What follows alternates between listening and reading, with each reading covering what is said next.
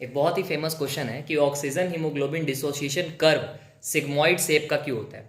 तो इसको आंसर करने से पहले हमको ये समझना पड़ेगा कि ऑक्सीजन हीमोग्लोबिन डिसोसिएशन कर्व होता क्या है। तो हीमोग्लोबिन का कुछ स्ट्रक्चर ऐसा होता है कि उसमें 4 पोरफायरिन रिंग होते हैं जिसमें आयरन Fe2 पॉजिटिव होता है। वही Fe2 पॉजिटिव ऑक्सीजन का बाइंडिंग साइट होता है।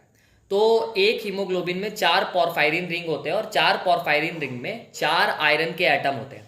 एक आयरन एटम से एक ऑक्सीजन का मॉलिक्यूल बाइंड कर सकता है। तो ओवरऑल 4 आयरन एटम से, ठीक है, 4 Fe2 पॉजिटिव से 4 ऑक्सीजन के मॉलिक्यूल बाइंड कर सकते हैं। अब रही बात कि अगर एक ऑक्सीजन मॉलिक्यूल बाइंड करता है तो परसेंटेज सैचुरेशन होगा, बनेगा 25%। और ठीक उसी प्रकार अगर एक कर रहा है तो 25%, और अगर 4 ऑक्सीजन के मॉलिक्यूल बाइंड करेंगे तो ओवरऑल परसेंटेज बनता है 100%।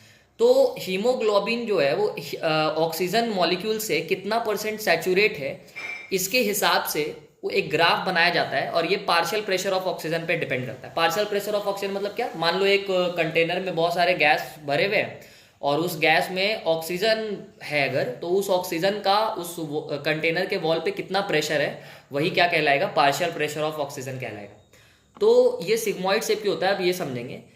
तो ओवरऑल 4 ऑक्सीजन के मॉलिक्यूल जो है वो बाइंड कर सकते हैं हीमोग्लोबिन के साथ। पहला ऑक्सीजन का मॉलिक्यूल जो है वो बहुत ही डिफिकल्टी से बाइंड कर पाता है हीमोग्लोबिन के साथ। क्यों? क्योंकि हीमोग्लोबिन का शेप थोड़ा रिजिड होता है और थोड़ा टफ होता है। मतलब जब ऑक्सीजन के मॉलिक्यूल से हीमोग्लोबिन बाइंड नहीं करता है तो वो टेंस्ड स्टेट में होता है, जिसके वजह से आयरन के एटम बाहर होते हैं और वो ऑक्सीजन के साथ जल्दी बाइंड नहीं कर पाते। तो एक ऑक्सीजन का मॉलिक्यूल जो है वो बहुत मुश्किल से, पहला ऑक्सीजन का मॉलिक्यूल बहुत मुश्किल से बाइंड कर पाता है।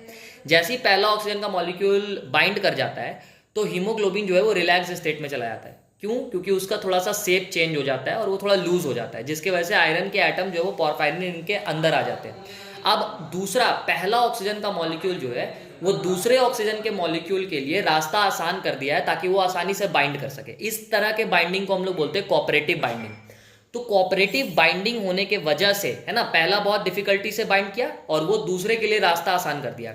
जब दूसरा बाइंड कर जाएगा तो बाकी के बचे दो और इजीली जो है वो बाइंड कर जाएंगे। इसके वजह से परसेंटेज सैचुरेशन बढ़ता जाएगा। तो क्योंकि कोऑपरेटिव बाइंडिंग हो रही है ऑक्सीजन मॉलिक्यूल के हीमोग्लोबिन के साथ, इसी वजह से उसका जो शेप होता है कर्व का वो सिग्मॉइड होता है। आई होप आपको समझ में आया।